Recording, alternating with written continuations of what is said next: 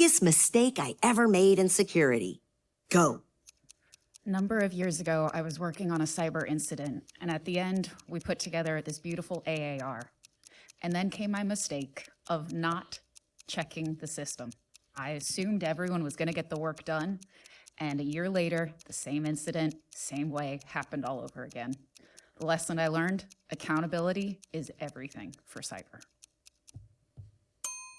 It's time to begin the CISO Series Podcast, recorded in front of a live audience in San Francisco.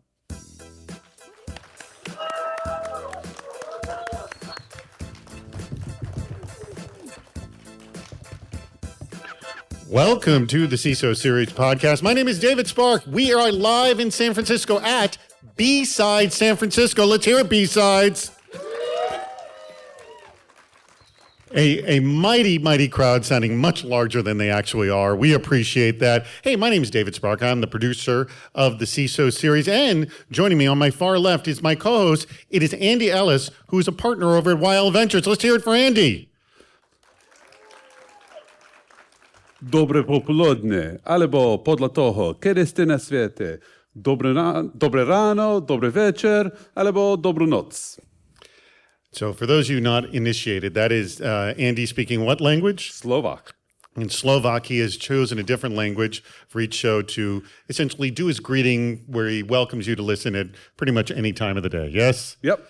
All right. At least that's what I tell you it means.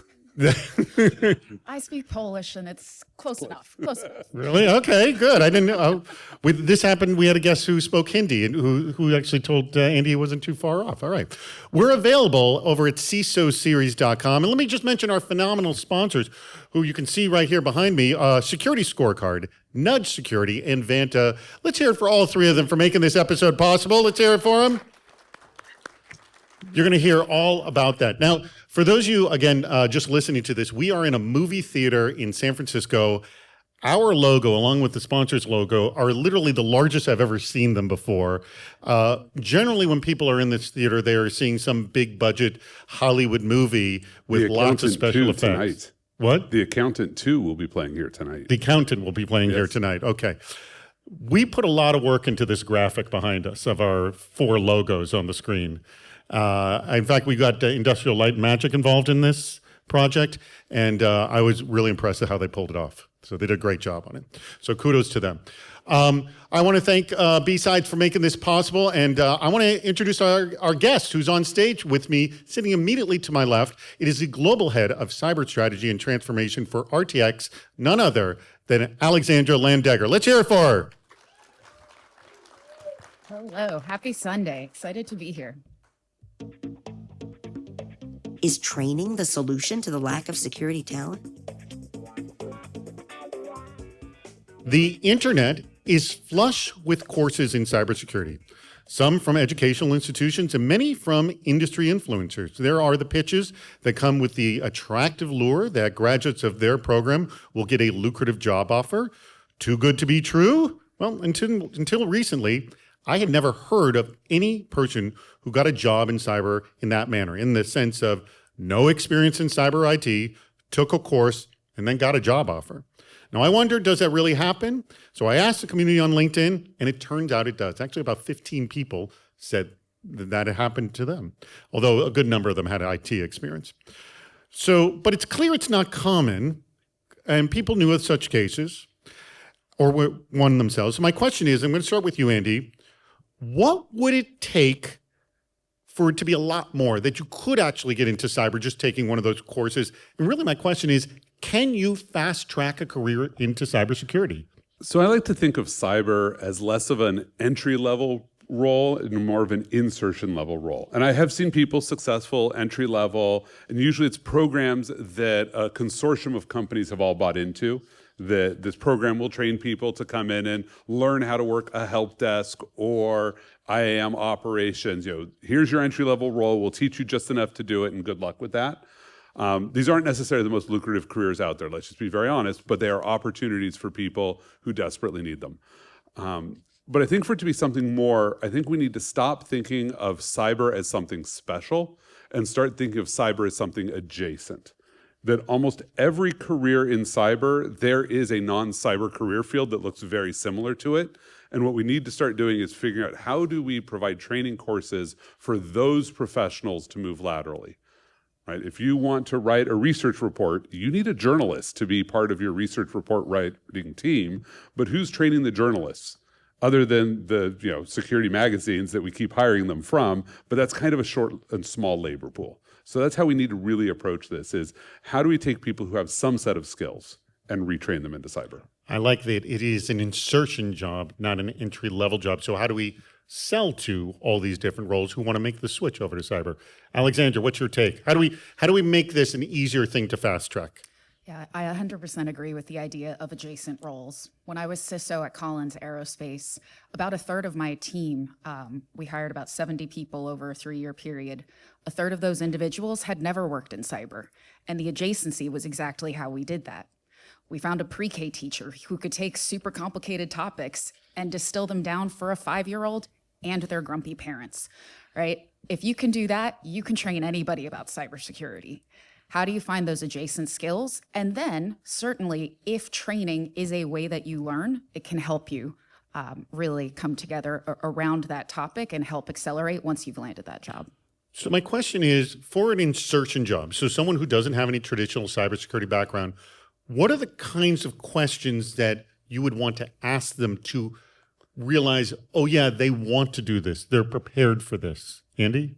So I think a big question I often go for is, do you like to break systems? And I don't mean computer systems. And I'll give an example, since you brought up the pre-K teacher. I'm in Massachusetts, and my kids were in a pre-K program when Massachusetts decided that after every meal, the teachers were required to make sure that all children brushed their teeth.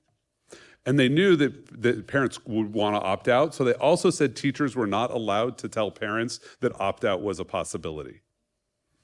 Because they knew that all teachers would be like, of course I'm going to opt out. So what did the teacher do in my classroom? Came and met with me and my wife beforehand to explain this policy to us. And I said, because they knew I would be like, well, I can opt my kid out, right? And the teacher's like, well, yes, and we have forms for that, but we're not allowed to offer them. Wink, wink, nudge, nudge. And so when they then briefed the parents on back to school night, I asked the question and the teachers handed it out. That's a security professional right there. Mm-hmm. Somebody who, when presented with the system, said, how do I beat the system? That's what I want to look for. By the way, I recommend, if you've not read Bruce Schneier's book, The Hacker's Way, it speaks to this at great volume. Same question to you, Alexandra. What would be those questions you'd ask to see if that person's prepared? What is the last crisis you encountered, and how'd you survive? That's a good one. Because it doesn't matter. We all face crises on all sides of our lives, whether it's I accidentally ran a stop sign earlier today and got pulled over and was late to a meeting. Or maybe it's my kid is sick and all of a sudden I'm late for the big meeting at work. Or maybe 100 different things. If you can survive chaos all around you, that's ultimately what makes a good cyber professional. That might not have been the best decision. Okay. If online courses don't land a job, should you turn to hacking to sell your services? Now, that's what Nicholas Kloster allegedly tried to do at a health club, gaining access to the organization's IP cameras and fiber router. He pulled this routine at a few organizations and is facing an indictment for his trouble. Now, a conversation on the cybersecurity subreddit called this optimistic red teaming, but it speaks to what people can do when they get desperate for a job, even if it will likely blow up in their face. I'm going to start with you, Alexandra, on this one. Have you ever seen other examples of candidates going too far, thinking outside the box to prove their worth? And this could be good or bad, all right? It could be a combination of eagerness and or desperation. What have you seen? So absolutely have seen this, and some companies entice it through things like a bug bounty program, right, vulnerability disclosure, et cetera. This was definitely not a bug bounty program in this case. Some companies don't like that. And so certainly understanding the business, the industry that you're in, I think is a key piece here. But also state by state, laws vary. And so you can wind up in legal trouble. And if you're the kind of person that's willing to wind up in legal trouble, there are very particular types of companies that look for those services. I would say it that way. Have you worked for any of those types of companies? I worked for Booz Allen, and we did a lot of consulting with different government agencies who happen to do some cyber offense occasionally. Oh, okay. So you have some experience with this. All right. Andy, I take it to you. What's your experience of people being a little too eager? So I see people doing an awful lot of stalking and then admitting it. Like, okay, in what form does the stalking take place? I get this all the time. I get vendors do most of the stalking, but I've had candidates do the same thing, which is they do the research on a person, and then rather than using the research to inform a conversation, they make it the point of the conversation. It would be like if you're going to go on a date with somebody and you stalk them a little bit and find out that they have a dog, and so you make sure you're going to talk about dogs. Okay. Talk about their dog. Not okay. I get in my inbox all the time, people be like, I saw that so-and-so connected with you about this thing, and because of that, you should interact with me. And I'm like, and at this point now, you're just using AI to do it. You're not even doing the legwork yourself. But the number of people that I've had go into my background and like read a whole bunch of things I wrote and then reference them blatantly. Like, don't reveal that you did the stalking. I'm okay with the stalking. Just don't reveal it. But if you hold it, there's a certain level. If you're going deep into the archive, maybe and hitting multiple, yes. But if you recently posted something and go, Andy, I really like what you wrote about this, and this, and just that's cool. That can be cool. Like I had somebody reach out to me who's doing a job search and said, hey, I just heard this episode on the CISO series. I read your first 91-day guide for a CISO. I'd like some advice about this specific thing. Like that's okay because that's not stalking. Okay. I've had people like pull up a post I wrote 10 years ago that is not one of my popular ones and reference it. No, but they can research and find, and that will come up. And reference in a way that was part of a sales call. Not that they wanted to talk about it. They just were referencing it to like Can I tell you the number? So I get pitches for the CISO series all the time, which is great. It's wonderful. I'm thrilled at demand, but it always follows the exact same format. I loved your last episode when so-and-so, you had Alexandra and Andy. It was wonderful. Next line, I was just happened to be thinking that the CEO of our company would be a great guest on your show. Always the same exact format. Always the same format. But let me also throw out that there is one creepy way that used to happen a lot, not so much, is that LinkedIn lets you know that somebody looked at their profile. I've had people say, I saw you looked at my profile. What would you like to talk about? That's like, totally. I mean, that's like the vendor tactic of your company went to my website and now you must be interested. Okay, and? This is why CISOs, correct me if I'm wrong, Alexandra, do you bail when you see a book a demo button? Don't say it too loudly, but very often, yes. Yes. Because you don't want to be what? I mean, it's sales pitches aren't always effective. Seeing something in practice, talking to a CISO peer and hearing, hey, I'm working with this vendor on X and here's the problem they really solved for me. Those are the companies that I go after and try and understand what they're doing. By the way, we hear that story. I think I want to build a deepfake company, which is like the blind demo that you can click the book a demo and you get a different deepfake will attend the demo for you, but they have no idea who you are. I love that. Somebody wants to steal that idea, let me know. I just want like 2 points. Who's our sponsor this week? We have a lot of great sponsors, and I want to talk to you about Nudge Security. So let me ask you a question. How big is your SaaS attack surface? You can actually find out with Nudge Security. Their patented approach to SaaS discovery finds all SaaS accounts ever created by anyone in your organization and alerts you as new apps are introduced. The best part? You'll have a full SaaS inventory in minutes, even apps introduced before you deployed Nudge. Now, for each SaaS app discovered, you'll see the list of all users, MFA coverage, SSO enrollment status, breach history, and more. You'll also have a full inventory of app-to-app OAuth connections, scopes, and risk scores with the ability to revoke risky grants with just 2 clicks. Now, Nudge Security also includes playbooks to automate tedious, time-consuming tasks like user access reviews, employee offboarding, and more. You can actually take control of SaaS security and AI governance with Nudge Security. Why not just start a 14-day free trial? See for yourself. You don't even have to do the demo. Just go jump in right away. Go to their website. It's nudgesecurity.com/CISO.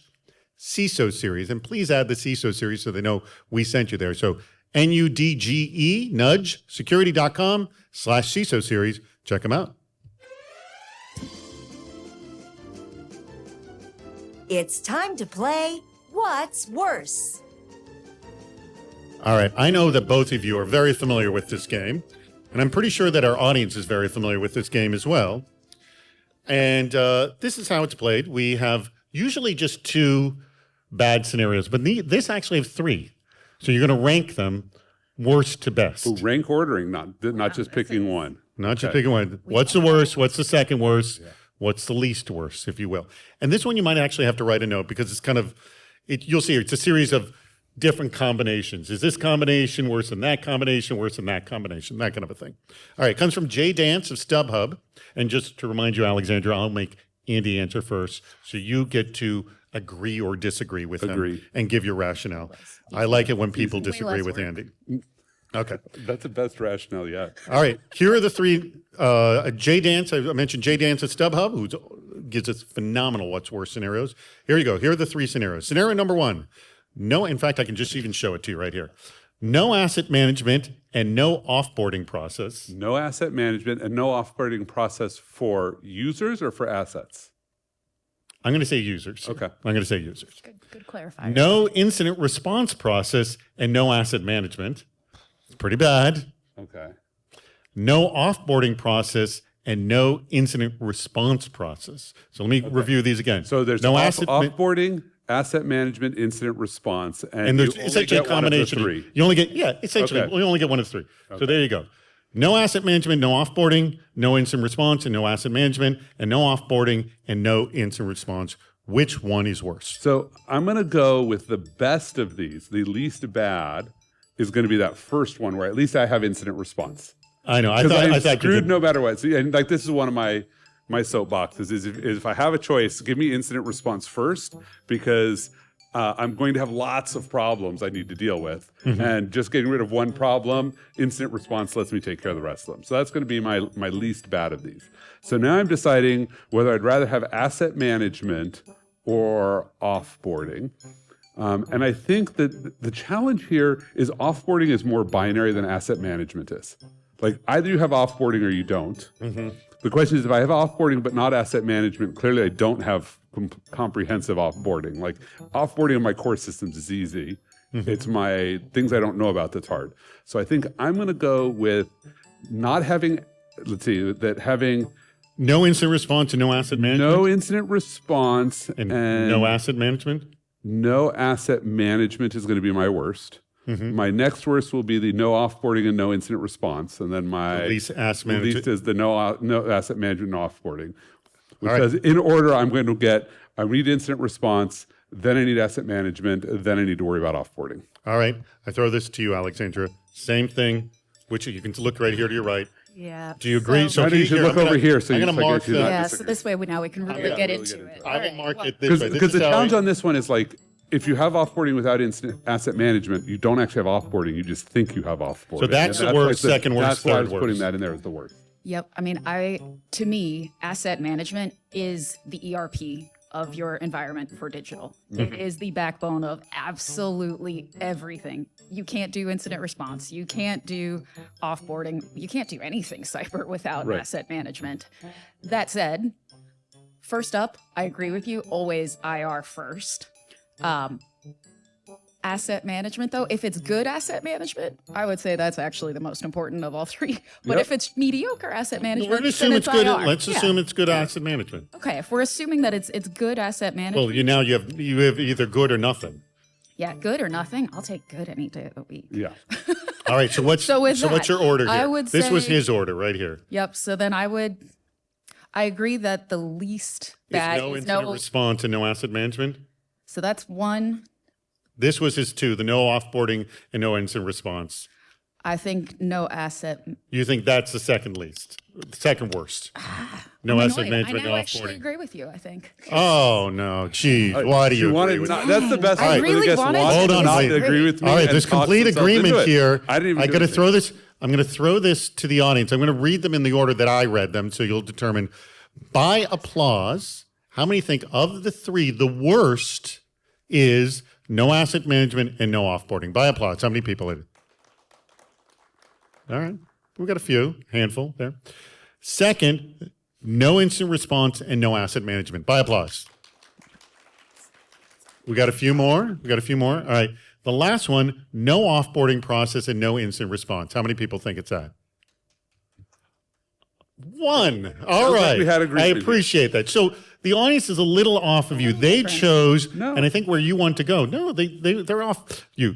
They chose worst is no instant response process and no asset management. So agreed with you. But their second worst was no asset management and no offboarding. No.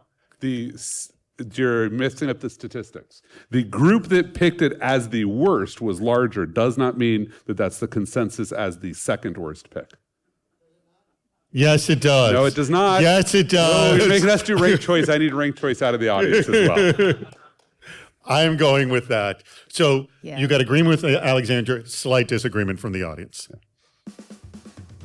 What is Dave's mom talking about? All right.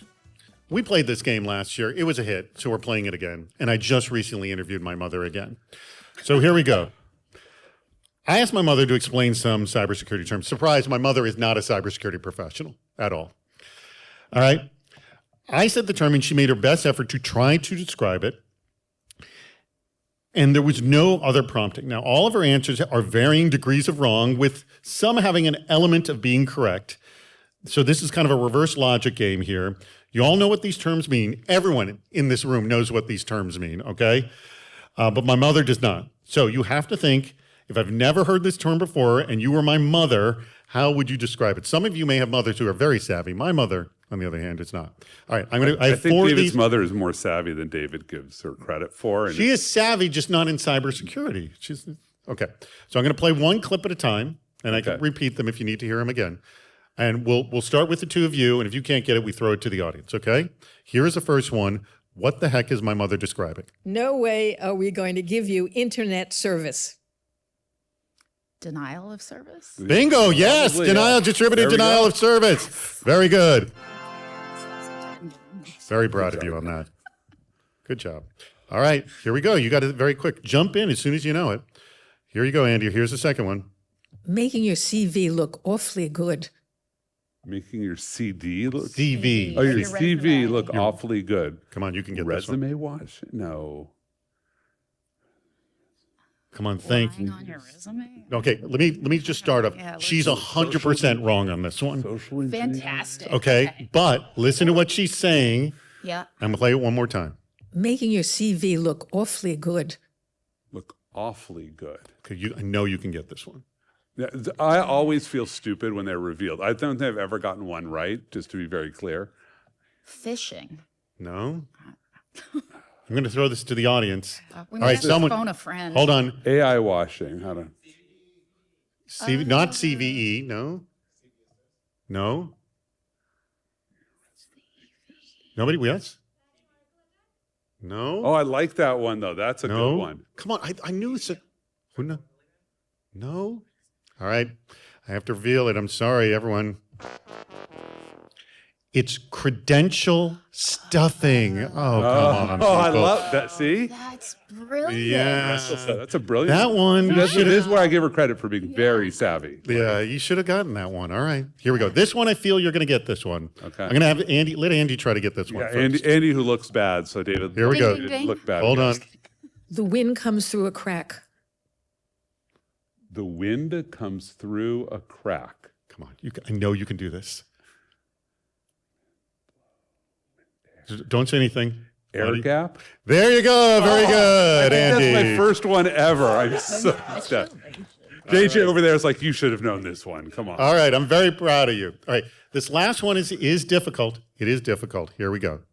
By the way, you can now say you got one right. I got one right. Congratulations. Man. All right, there you go. Here we go. Here's the last one. Your boss wants something, your coworkers say something else, and you're stuck. I will stress this is 100% wrong. Your boss wants something, your coworkers want something else. Cybersecurity. Okay, you're thinking correct. Can't stress this enough. It's 100% wrong. Boss wants something, your coworkers want something else. It's a mismatch. It is. I want to say it's like something with Active Directory, but probably, absolutely not. Hold on, I'm going to go to the audience. Audience? What? Man in the middle attack. That is correct. Oh, because you're the man in the middle. Well done, team. Very proud of our audience here. Hey, I got one, which, got one. means I'm no longer a zero. Yeah, so one wrong, and the audience got one, Yeah. and each guest got one. I'm very proud of everybody here. Good job, everyone. Perfect. Who's our sponsor this week? As I told you, I'm going to tell you a lot about our great sponsors here, and we also have Security Scorecard is one of our wonderful sponsors. All right, today resilience means more than protecting your own environment. It means securing your entire supply chain. Now, Security Scorecard is leading the way with a supply chain detection and response approach that does more than monitor vendor risk.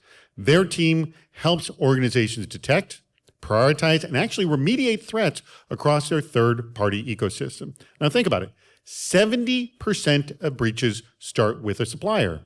Security Scorecard gives you the visibility to know where the risks are and the expert resources to take action before those issues impact your business.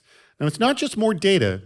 It's a managed service that closes the loop with vendors, reduces risk, and helps organizations build a more resilient, breach-resistant supply chain. Now, you can learn more over at securityscorecard.com and start seeing results, not just scores. Why has this topic suddenly become the center of attention? So some of you mistakenly thought one of my mom's explanations were CVEs, but that's what we're going to talk about right here. So it's easy to dunk on the CVE program, that's the Common Vulnerabilities and Exposures. But does it fall under Winston Churchill's wisdom of being the worst system except for all the others we've tried? Now, nothing makes you appreciate a partnership like the idea that it could end suddenly, and we experienced that with the CVE program this spring when funding was set to lapse. Now, for a quarter of a century, it's been one of the most impactful ongoing public-private partnerships, noted MITRE's Alex Summers on CyberScoop. Now, we know CVEs aren't perfect. They lack context for individual organizations. They're pretty much why, whenever it's mentioned, and we've mentioned them a lot on our show, our guests have consistently dumped on it. But I'm going to challenge you, my guests, to show the CVE program some love. All right, so I'll start with you, Andy. What is something nice we can say about it, and does it go underappreciated in our industry? I love the fact that we can just have a very neutral name for a vulnerability, which is the CVE number, and we no longer have to deal quite as much with the crazy, wacky names of trying to distinguish between last week's Active Directory vulnerability and this week's Active Directory vulnerability. We can just have numbers that are unique and specific. And that is an amazing amount of value. And if you're like, oh, but Andy, that's not much. No, that's huge. That's what we need it for. Just numbering. Just the numbering system. Yeah, we're getting, I wouldn't even say a smattering of applause. One person appreciated that. All right, Alexandra, I will throw back to you. What love can you give to the CVE? So I'll focus on two things. One, similar to what you just shared, Andy, I think having a common taxonomy to be able to speak about vulnerabilities. So much of what we do as cyber professionals is working with our suppliers, with our customers, making sure that we're passing on information through things like the ISACs. Having a common taxonomy to talk about these things, a common place to direct people across the organization, because cyber is a team sport. We do not fix everything ourselves. Being able to direct people to something that's always there and available for us until the news the other day. But having that, I think, is huge. The other thing, public-private partnerships are tough to pull off. The fact that this has been around as long as it has, I think, deserves some credit. And there's a number of players that really have gone above and beyond to make sure that this has continued for such a long time. If you could fix, just say one thing in the CVE program, would you, Andy? So I would fix a disconnect I've seen happen, and it's going to happen more and more frequently when coordinated disclosure happens and a researcher tells a vendor and the vendor fixes it before it becomes public, and the vendor says, well, I'm not going to report it to MITRE and get a CVE number, and so it never gets a CVE number because it was never a publicly known vulnerability that was exploitable, means that we're missing a piece out of our taxonomy. So it just needs that added, if you will. Good point. Alexandra, what would you like to fix?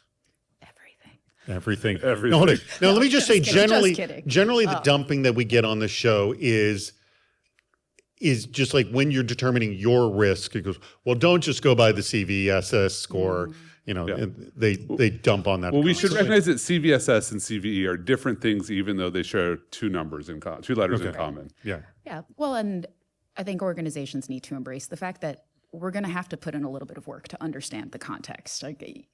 It's just the reality of the way our systems are. And that actually brings me to the point that I would want to fix, which is as the world has become more and more connected, how do we make sure that we understand what these vulnerabilities mean in a product environment versus an IT environment or an OT environment even?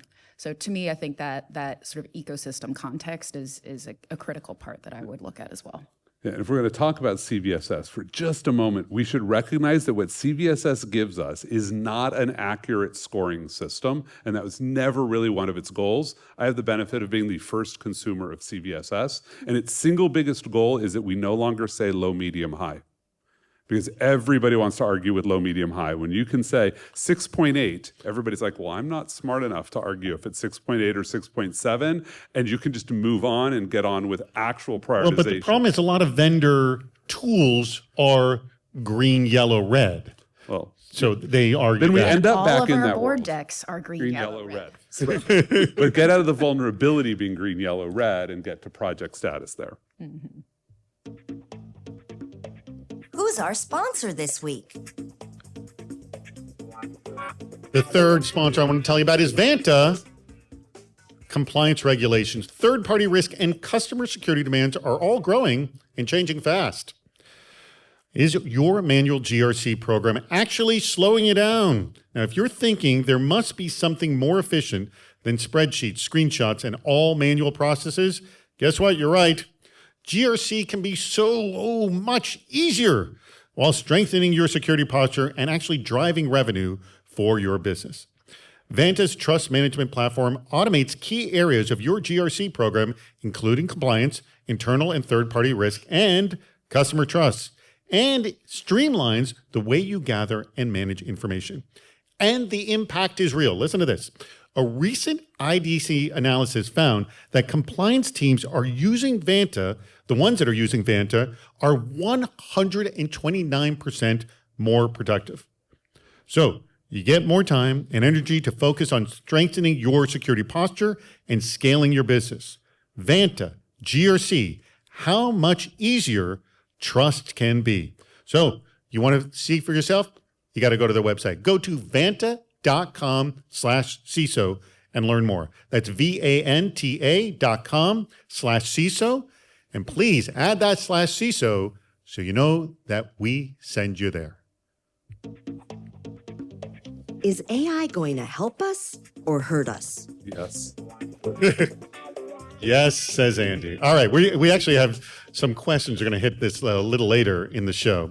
But let me ask you this. Quote, an analyst's work today looks incredibly different than an analyst's job 10 or 20 years ago. Agree with this? Yes? Yeah. Yep. So that's Leslie Carhart of Dragos, who argued on their blog that modern analysts should be doing, quote, hypothesis-driven threat hunting for threats that their automation will have challenges in detecting, end quote. Now, when we talk about automation, there's always the argument that it won't necessarily eliminate cybersecurity jobs. Rather, it will, quote, free up professionals from mundane tasks and allow them to do more impactful, high-level work. So I'll start with you, Alexandra. What are those higher-level tasks that are now possible thanks to the fact that, some are actually deploying automation? And maybe you've seen it already. Yes, absolutely have. I think there's a lot of potential here to allow people to take on those higher level tasks. But again, that question is, what are they? So really, I think a few different points. One, when you're looking at a SOC analyst specifically, I think computers have gotten very good at detecting a lot of types of threat behavior, but one that has not really been very well solved in a consistent way is when people use legitimate access credentials to be able to then traverse across and get to where they're going. So really having a solid understanding of the system, of the people, where they reside, et cetera, I think is something that the human brings in that regard. The other big area that I've seen a lot of automation really help in is around GRC as well. Oh, yeah. There's a lot of compliance things that it just takes time. And the more that we can free people up to come up with more sophisticated programs around risk management or accountability, like I started at the beginning of the session today, building an issues management platform where we really drive the culture change and that accountability throughout the entire organization, that's really where I see a lot of potential. All right, excellent answers there. Alexandra, Andy, what's your answer on this? So I love Leslie's framing of the hypothesis-driven threat hunting, because one of the things I see people who are using AI sort of sometimes over-rely on is have AI be the source of truth. Say, go collect the data and tell me what happened. And instead, we have this opportunity to send multiple agents and prep them differently and say, your job, agent one, is to assume that this is adversarial activity. Explain it to me. And a second one to say, your job is to assume this is normal activity and go look at it and explain it to me. And then the human can now look at these and sort of hold both truths in their head. It's really hard for humans to do that and basically impossible for the AI. But like get the human to now think with the business context and to understand that sometimes the exact same action could be malicious, could also be legitimate, and you have to be able to entertain both of those. Let your AIs get stuck in a rut. All right, let your AIs get stuck in a rut. Was there anything in AI, because this whole automation thing has been sold for quite some time, and we're actually, it's only within the last few years that we're really seeing it take fruition. It was initially sold as you're going to be able to decrease your staff. We all realized that was bunk. But, one of the questions that came up, oh God, and I'll try to find it, I'll try to quote the person in a second, is that if AI is doing all these low-level tasks, what entry-level positions are left? And building off of that, I think, how do you then train people to get to those more advanced levels, because they will never have gone through the 101 of cyber that we all built our careers in. And maybe that's a great thing, because that will actually drive different ways of thinking. The same way that kids that grew up with a TI-83 plus versus kids that had an Abacus, very different outcomes. So it's really about understanding how different generations learn and what we can do to drive the conversations where we value everyone's perspective for the fact that it is different, for the fact that it comes from different educational and experiential backgrounds. Yeah, that was from actually Chris Pedigo of Exonius who asked that very question. What's your take on this, Andy? So I think if we take an incrementalist approach, we just start plugging AI in and giving it the boring work or the automatable work, whatever, that's the world we're going to end up in. That we will have nowhere to put in humans. But the reality is we didn't know how to bring in humans and train them anyway. Let's not delude ourselves into thinking that the corporate world is good at bringing in entry-level staff and providing them on-the-job training to develop them to be senior staff. Hold on, I want to do a survey of the audience on that. That's a good thing. By applause, how many people, let's just say any job, have come into a job and they so poorly prepared you on day one? By applause, how many people? You got a good amount. Yeah, very bad. So I think what we need to do is redesign how we build organizations and treat humans as AI herds, right? Your job is you have a bunch of AIs that do work for you. What is the human going to do in that world? Rather than saying we're replacing humans with AIs, but you don't need like one manager for every 7 AIs. Like that math doesn't work out anywhere. So all the mental models we have for how to do organizational design around humans do not work in a blended organization that contains both AIs and humans. It's time for the audience question speed round. I have here in my hand a bunch of questions from you, the audience, and with the little time that we have left in the show, I'm going to ask as many as I can and get your answers as quickly as possible. All right, here we go. This is from Arkady Goiberg of Branch Financial, and Arkady asks, and I love this one, when did you have security theater in your environment, and what did you do to get rid of it? Alexandra or Andy? My favorite security theater is security awareness training, where you make people come sit in a room when I first started it, or computer-based training. How did I get rid of it? A cron job with a web page that you click the link that says, yep, I came here, I read the 3 paragraphs, I got trained.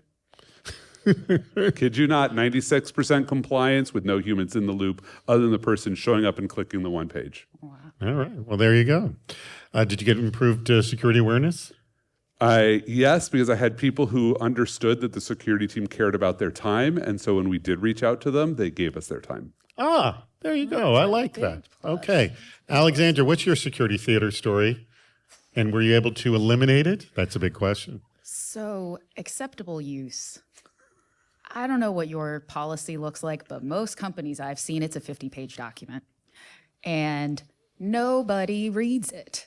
Right. So we have a 50-page policy, just like every other company. But the thing that we've done in the last couple of years is create a 1-page and a 10-page version that people actually do read regularly, because it's fun, it's entertaining, it's not a 50-page policy. So to me, having a transition there was a big one. All right, here's let's get a quick answer out of this one, because I know you could go on forever, Andy. This comes from Bar Hofesh of Bright Security, who asks, what would a point product have to present to make you rip and replace? So you have the product already, a competitive product, it's working. The competitor would have to show something for you to go, all right, taking that one out, I'm putting this one in. Be able to integrate within one day and provide better results. And work with me to figure out total cost of ownership, not just the licensing, but the people, the support, the long-term full cost to build that business case. All right. Someone who appreciates that. All right.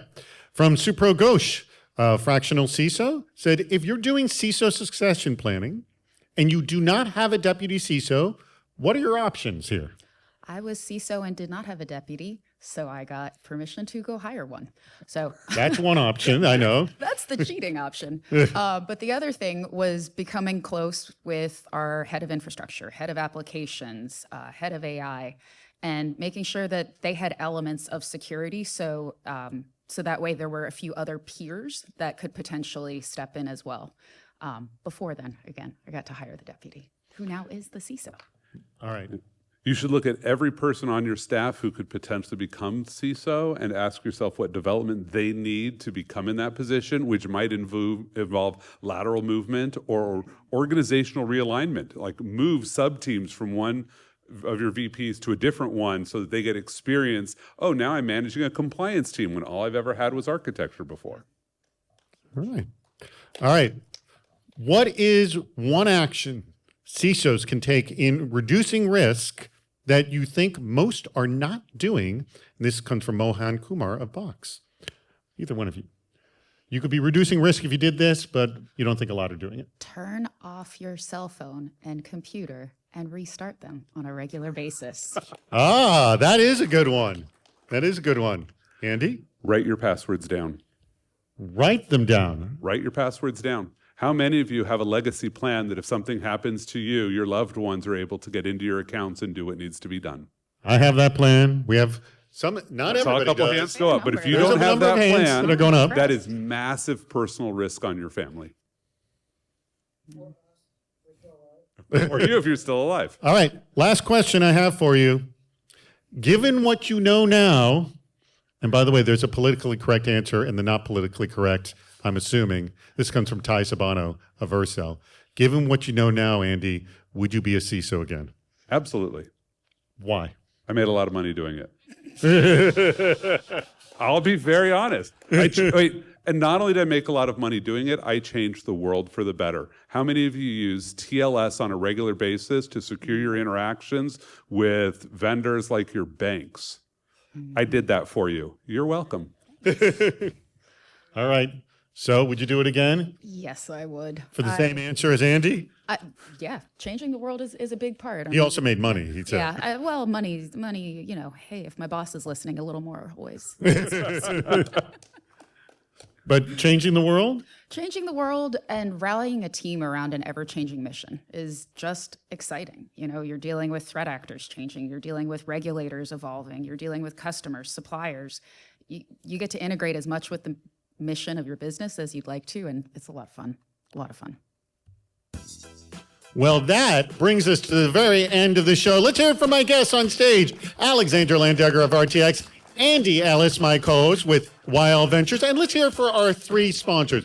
We had Vanta, Security Scorecard, and Nudge Security. Let's hear it for all three of them. I want to thank you, our audience. I want to thank B-Sides as well.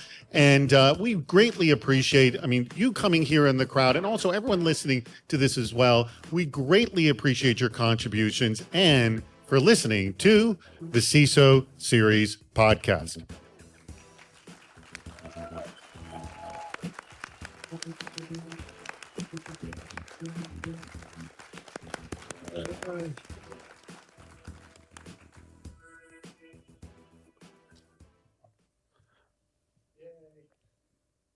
We are out. Thank you very much, everybody. Thanks, everyone. Appreciate it.